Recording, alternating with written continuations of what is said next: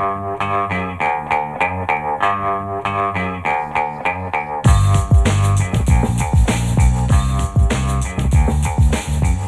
the Brian Lehrer Show on WNYC. I'm Tiffany Hansen filling in for Brian today. Brian has been taking off as he's taking care of a family member who is in the hospital. It is Martin Luther King Jr. Day, which is a federal holiday as designated by Congress and signed into law by President Reagan in 1983. It's one of our several holidays that honor Americans' right to protest. So, given the protests happening in our country and around the world, and given the history of this day, we'll dig into the history of protests. We'll also revisit a conversation Brian had on MLK Day in 2023 with University of Texas historian Peniel Joseph about Dr. King's life and legacy and how his work compared to Malcolm X's ideology and methods. We'll hear some listeners share oral histories of how they participated in the civil rights movement. Plus, incoming New Jersey Governor Mikey Sherrill will be inaugurated tomorrow. We'll talk about what we might see from her regarding education in the state and how her efforts may differ from her predecessor. But first, we start with our Monday morning politics roundup. We're going to talk about some of what's been happening in politics inside and outside of the Washington Beltway, including the growing rift between President Trump and congressional Republicans, the latest on the possible extension of health care subsidies, and the effort to rein in the ability of politicians to make money on cryptocurrency. With us to talk about all of it is Eleanor Mueller, who reports on Congress for Semafor. Good morning, Eleanor. Good morning. Eleanor, let's just get started with these cracks that we're seeing between President Trump and congressional Republicans. In some of the reporting you've done on the president's economic agenda, you quoted Republican Senator Josh Hawley from Missouri, saying essentially that Congress had been in a mode of sit back and cheer on Trump, but that things are starting to change. We are seeing areas that, as I mentioned, like the president's economic policies, but also the investigation of Fed Chair Jerome Powell and healthcare subsidies. And as we've been hearing a lot about this morning and over the weekend, Greenland, those rifts forming. Well, even just a few weeks ago, we had some Republicans like Senator Tom Tillis from North Carolina, who, by the way, is the co-chair of the Senate NATO Observer Group, saying, quote, a wish list of U.S. satellites didn't make sense. We've seen protests in Greenland, a shift in the thinking after what happened in Venezuela. The president, might be serious about this takeover of Greenland. So just catch us up where the majority of Republicans are on the president's side, not standing with the president, and who are the Republicans who are dissenting on this particular view around Greenland. It's been fascinating to watch, in this month since we've come back from the holiday break. We've seen Republicans first over Venezuela, which was obviously the first thing to happen. And then, in a kind of cascade from there, Greenland, these other places that Trump was talking about taking over. And then from there, some of his populist policies, which really alarmed some of the party's more traditionally free market members, and healthcare. Federal Reserve Chair Jerome Powell, whom Trump's Justice Department opened a criminal investigation into. All of these things in the last couple of weeks, we've seen a much faster and stronger pushback from a wider variety of Republican members of Congress than we have up until now in his administration. So it certainly seems like even though, he still has a great deal of control over his party on Capitol Hill, it's maybe not quite as strong as it has been before, given what he's been up to in the last month. Well, put it in context for us, though. How many are we talking? We're not talking about a massive number of dissenting voices suddenly in the Republican Party. No, we are not. So I'm glad you said that. And the case in point is that the Senate voted on took up a resolution that would have constrained Trump's ability to declare war on Venezuela.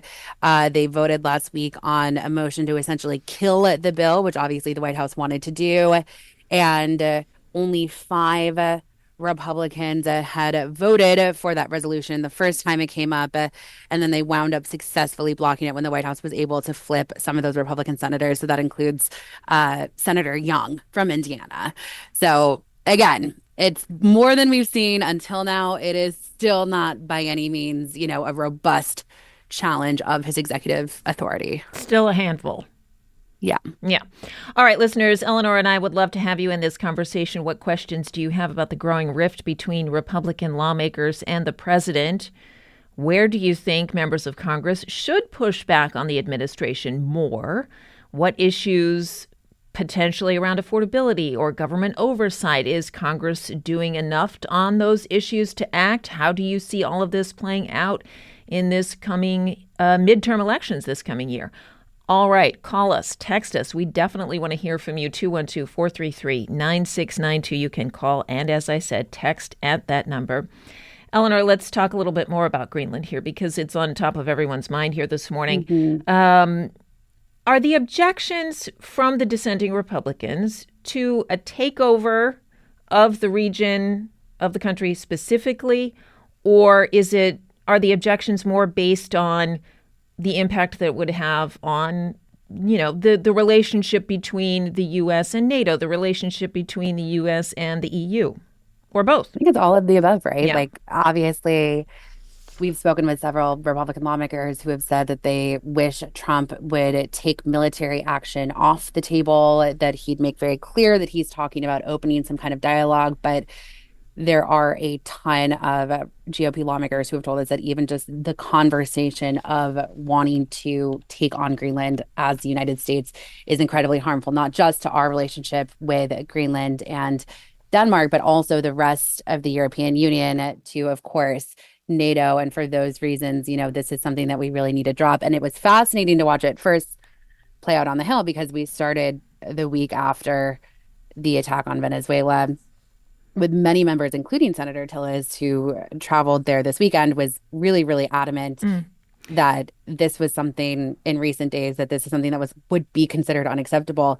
He at first was like, why are we even talking about this? As reporters, he was saying to us on Capitol Hill, you're doing the American people a disservice by acting like this is the real thing. And then within the course of days, his tune, others' tune, including in the House, which we've seen has been significantly less willing than the Senate to push back even at all on President Trump, has been very, very, very clear, unequivocal that this is something that they don't think that we should be pursuing as a country.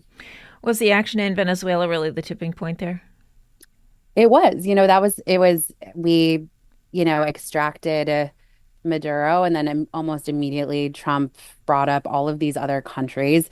One of them was Greenland. And so even though this was something that he'd spoken about in the past, that served to resurface this. And I think for a lot of members of his party, drive home that this was not a passing thought. This was not something that someone had said to him one time, he repeated, but he wasn't going to circle back to. Clearly, he's genuinely fixated on this and wants this to be something that his administration works on.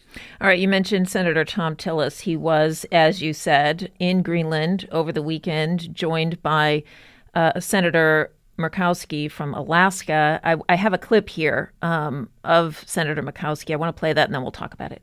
When you ask the American people whether or not they think it is a good idea for the United States to acquire Greenland, the vast majority, some 75%, will say, we do not think that that is a good idea. This senator from Alaska does not think it is a good idea. And I want to build on the relationship that we have had.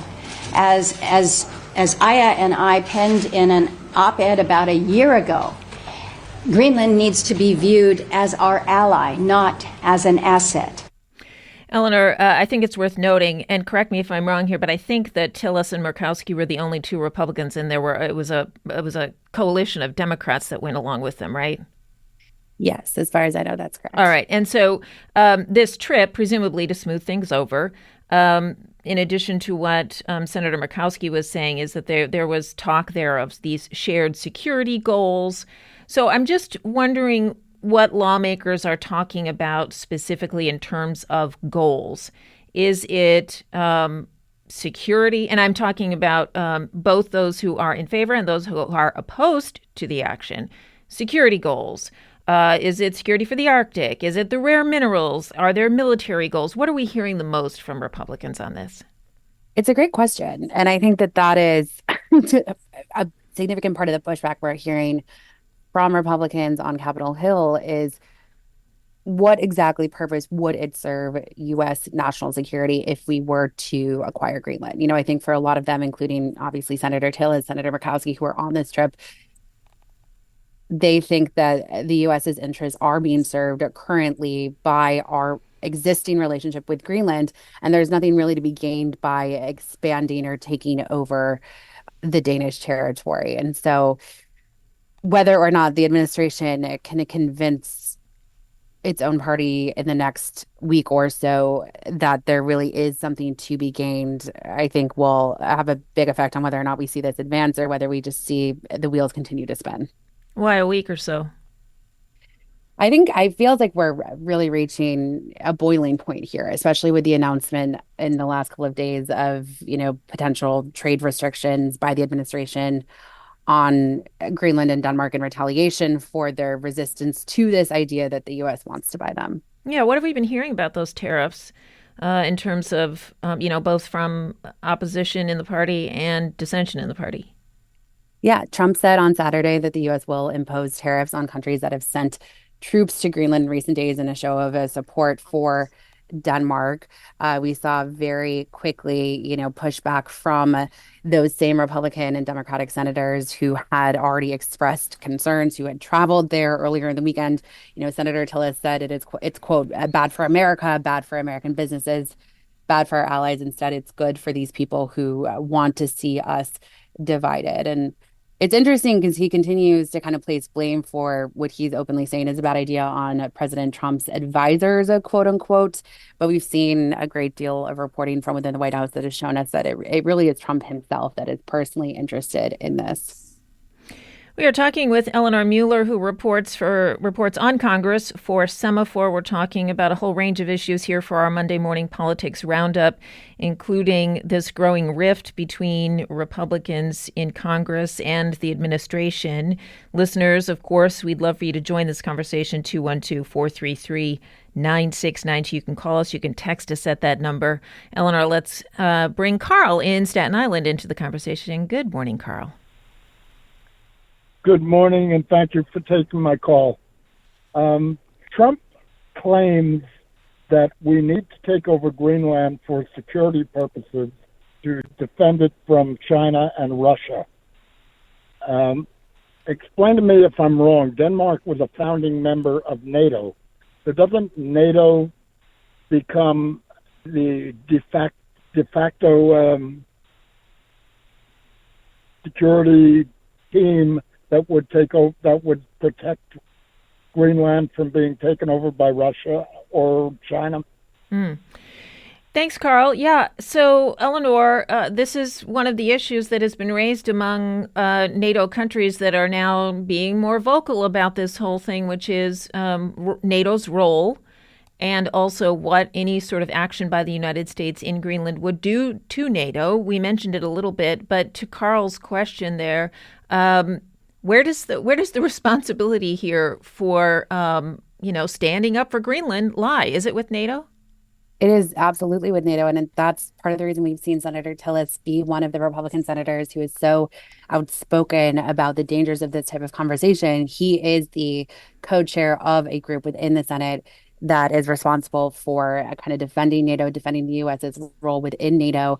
And so when we're talking about who is on the other side of this push by President Trump, it really is NATO and all of its members that are trying to make the case as strongly as possible that this is something that would not actually improve the U.S.'s national security.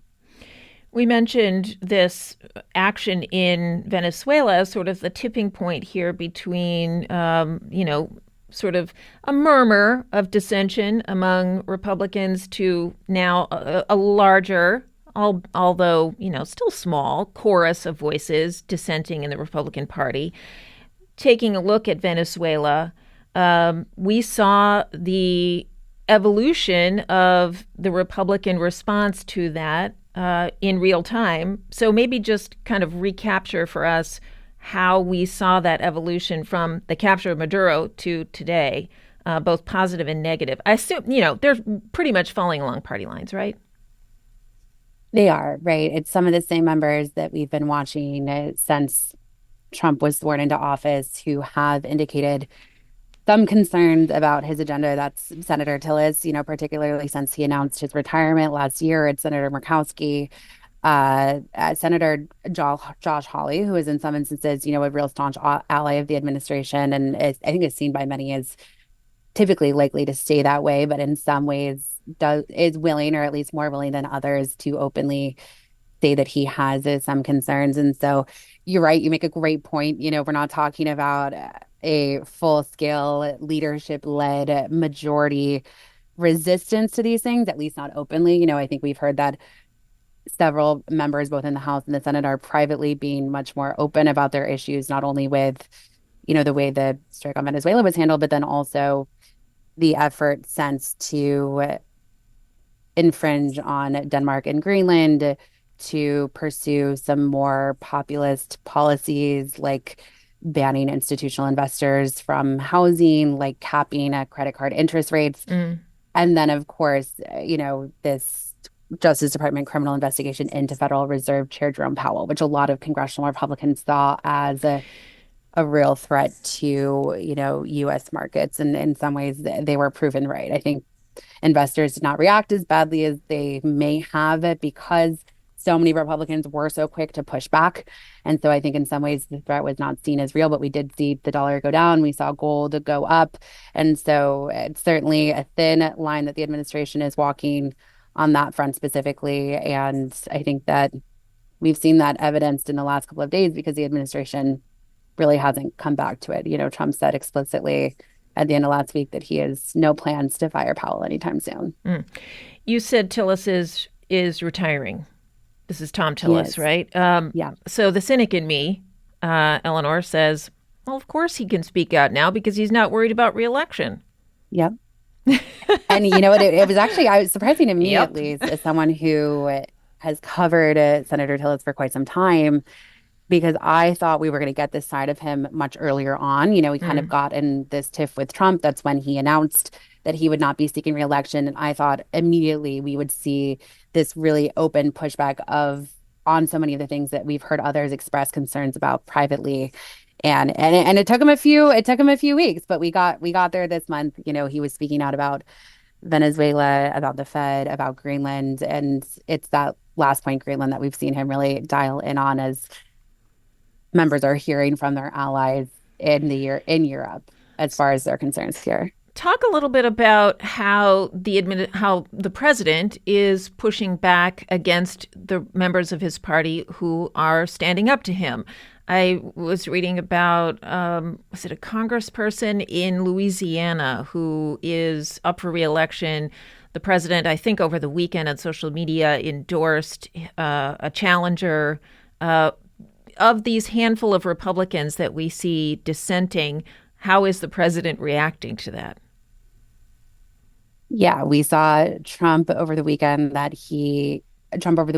encourage a Republican congresswoman, member of the House, to run against the Republican senator from Louisiana, the chair of the Senate Health Committee, Bill Cassidy, which I think took a lot of people by surprise. Cassidy is in a lot of ways a real staunch ally of the president. He's the person who first tried in the Senate to put pen to paper on some of these healthcare ideas that Trump had mentioned, like sending money from Affordable Care Act subsidies into flexible savings accounts that folks could tap to spend directly.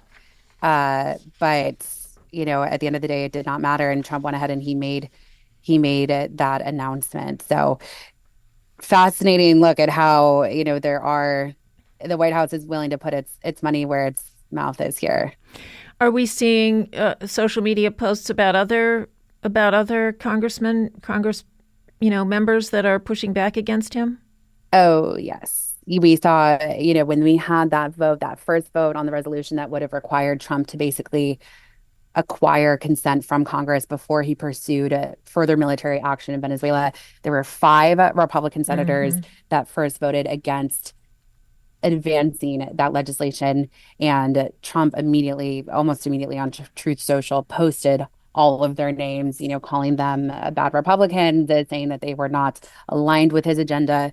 And it wound up working, right? They successfully voted to kill that bill last week because he was able to convince Senators Hawley and Senators Young that they should vote with him and that he would, on the side, presumably he made assurances that they felt comfortable then doing so. I think Senator Young was saying that he secured a promise from the administration that Secretary Rubio was going to testify before the Senate on some of the things that had led him to vote for the resolution the first time around.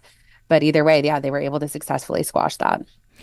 You mentioned Venezuela again, so I'm glad. I want to circle back to that because you reported on an executive order that the president signed that outlined where the money would go from selling oil. Break down for us what was in that executive order and what we know about where the money is going. Yes. So we've had a lot of questions over the last several days about exactly what the plan is for Venezuela, the way that the U.S. is going to be managing its oil, the role that they're going to be counting upon the oil companies to play in rebuilding Venezuela's currently decrepit oil infrastructure. And debt laden. Exactly. So that is part of the problem here, right? Is that Venezuela owes. It's unclear how much even they owe. Some estimates are $170 billion, not just to international bondholders who they defaulted on their bond payments years ago, but also some of these oil companies whose assets they seized in some cases decades ago and have yet to repay. And so that was the first question of many of these oil companies was, where are we going to get our money back if we go back into the country?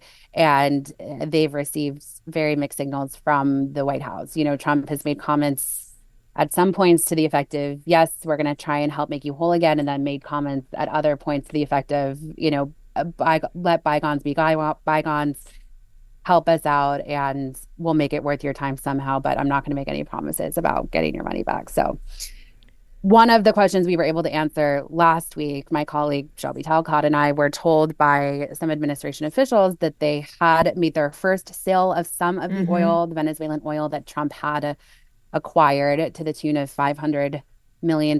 We don't yet know who they sold it to or what happens to the oil at this point, but we know that it's been sold and that he's actually placed some of the revenue in a bank account in Qatar. So not in the United States, not, within the purview of the U.S. government here on shore, but actually in another country.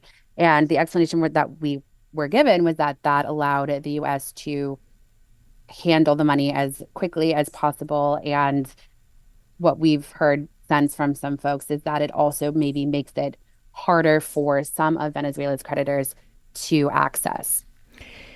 Just to be clear, this is oil that was, you said acquired. This is oil that was acquired by the U.S. military seizing oil tankers, right? Yes. Then that oil was sold, and the money from that is now being put in potentially, or yes, a bank in Qatar. That is what we have been told by administration officials. We've been following up with them about exactly why they chose that bank account, why a bank account within the United States was out of the question, whether or not some of these creditors may still be able to tap these funds, even though they are located in another country. And I think a big question, especially for Venezuelans, is how will these disbursements work? The United States, President Trump has said that he will use this money, he will spend it on the Venezuelan people, help them get their economy back up and running again as the U.S. tries to kind of shepherd them toward a democratic election. And we have very, very few details on exactly what those payments are going to look like as far as funneling that money back into the country. Do we know if lawmakers were briefed on that executive order ahead of time? As far as the conversations I have had with primarily senators in the last few days, they were not briefed. When we got news that the revenue had been sent to this Qatari bank account, I spoke with several, including, the top members of the Senate Armed Services Committees, the Senate Foreign Relations Committees, folks that would have, in theory, been looped in on decisions like this. And they said that they were still waiting more information from the administration as far as next policy steps here. Something I've been seeing over the weekend online, and we just have a text, or actually, I have a lot of texters asking this question. Isn't this all? I mean, by that we mean Greenland, Venezuela, all of these foreign policy movements that the administration is making. Aren't they all a distraction from the Epstein files? In other words, Congress is explain for us where we are with the Epstein files, because I'm even a little bit fuzzy here. They're out of compliance with releasing. The DOJ is out of compliance with the amount of information that they were supposed to have released at this point. Is that correct? Fantastic question. As far as I understand, today actually marks exactly 1 month after the congressionally mandated deadline for the Justice Department to release all of its files on Jeffrey Epstein. The Justice Department has released only a fraction, and they've revealed very little about their plans to fully comply here. And so those texters are exactly right. There's a lot of question marks remaining, very few explanations as to why it's taken them so long to put out these documents. And we're not hearing a lot from congressional Republicans. I mean, in part because, again, to listeners' point, they're dealing with so much of this other stuff. We're not hearing them talk a lot about why we have not seen the Justice Department put this information out. And some of them have said openly that it's not a priority. You know what I mean? Politico quoted Congresswoman Lauren Boebert this morning saying, quote, "I don't give a rip about Epstein." And she was someone who had previously been relatively vocal about the need to put out this information. So we're talking with Eleanor Mueller, who reports on Congress for Semafor. This is our Monday morning politics report. We're going to get to that and much more after a quick break. Listeners, stay with us. This is The Brian Lehrer Show, and I'm Tiffany Hansen in for Brian. Don't go anywhere.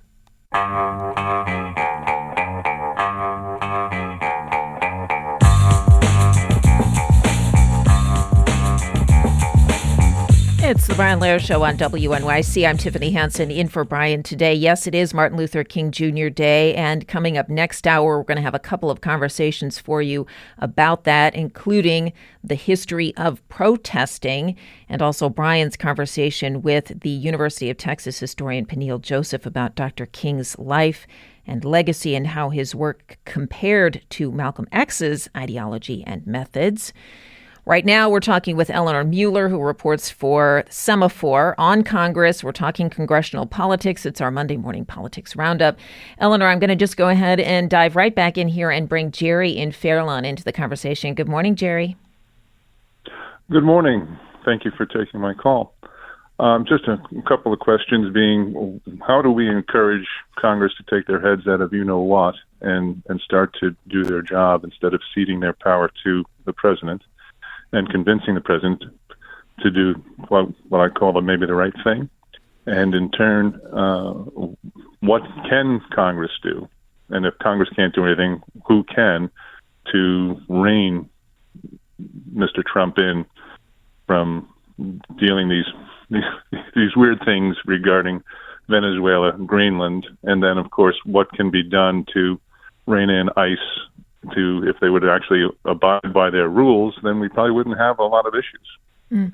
I'll take my answers off the line. Yeah, thanks, Jerry. I think what Jerry is referring to here, which we mentioned early on here, is that quote from Senator Josh Hawley that Congress has been in a mode of kind of sit back and cheer Trump on. What can they do, and will they do it?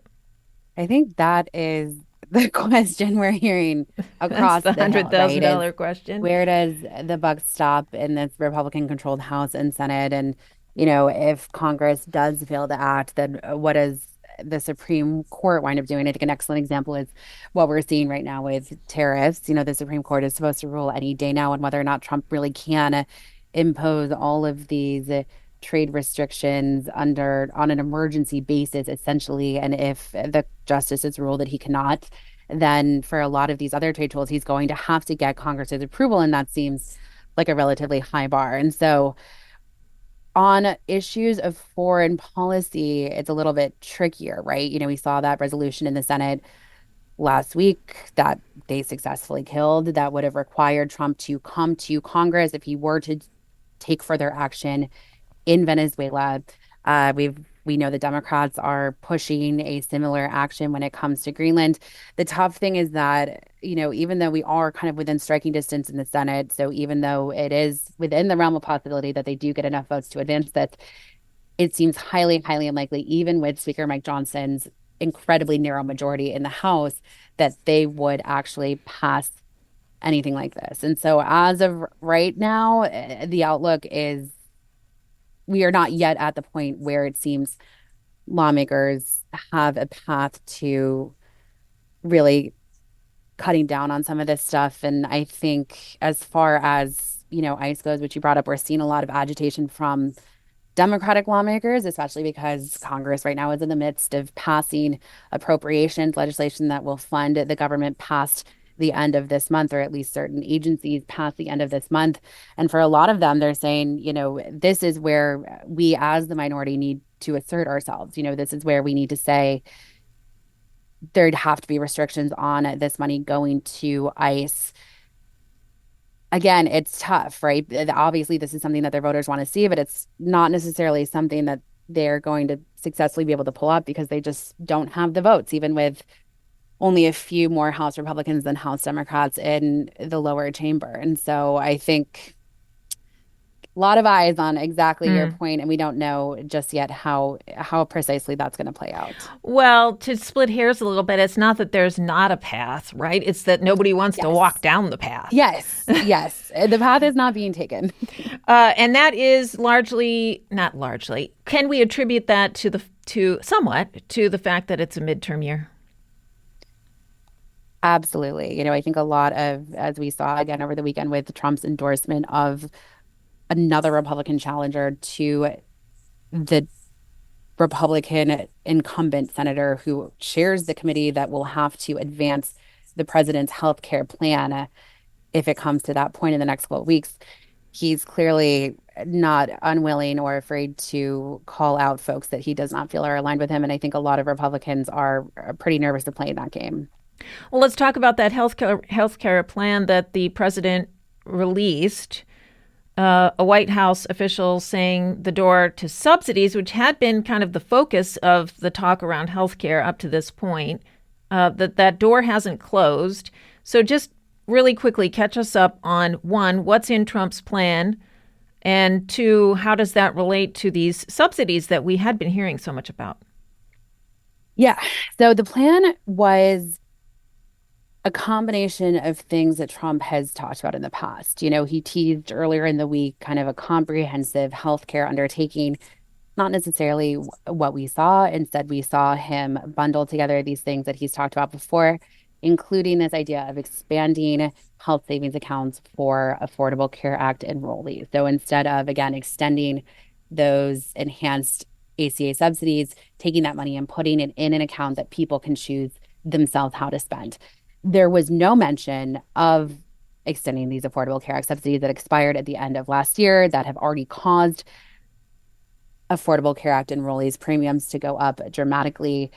And I asked administration officials when they briefed reporters on this plan, does this mean that the White House is closing the door on those subsidies? The answer was no. The answer was that Trump sees this as a bigger issue. He's trying to move forward in a way that addresses that, but it certainly does not help, the members of his party in the Senate and the House who are actively trying to negotiate a path forward for their party, for the Democratic Party, before they have to go on the campaign trail, right, and talk to voters who are upset about high healthcare costs. And so we are in as much of a dead end as we have been, at any point during this conversation, really. Well, that was one of my questions. Healthcare likely to be one of the issues that members of Congress who are up for re-election might be hearing on the campaign trail this coming year. What are the other issues? Will we hear people ask about Greenland? Will we? I'm sure we'll hear people ask about ICE. Other issues?